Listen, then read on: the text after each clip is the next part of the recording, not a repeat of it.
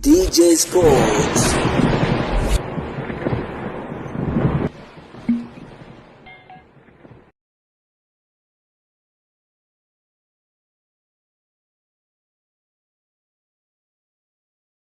Bwana, klabu ya soka ya Simba ipo katika hatua ya mwisho kabisa kumalizana na Paris Tau, nyota wa kimataifa kutoka taifa la Afrika Kusini. Bila shaka ni moja kati ya usajili ambao sofa unatazamiwa sana, hasa mara baada ya Simba kukutana na changamoto kubwa kwa mchezaji wake Selemani Mwalimu, hasa mara baada ya nyota huyo kurejea kunako klabu ya Wydad Casablanca, ambapo sofa Simba inahitaji mshambuliaji ambaye atakuja kuingia moja kwa moja kwenye kikosi, na huku approach kubwa imefanywa na kocha Steve Barker juu ya kuweza kumpata Paris Tau. Hapana shaka tunafahamu ya kwamba Paris Tau ni nyota wa kimataifa kutoka taifa la Afrika ya Kusini, ambapo tunaweza kuona kwamba kuna ukaribu mkubwa sana kati ya Steve Barker, kocha mkuu wa klabu ya soka ya Simba, na nyota huyo. Hapana shaka tunafahamu wote hawa ni kutokea kule South Africa. Hivyo tutakwenda kuona nini ambacho kitakwenda kujili, hasa mara baada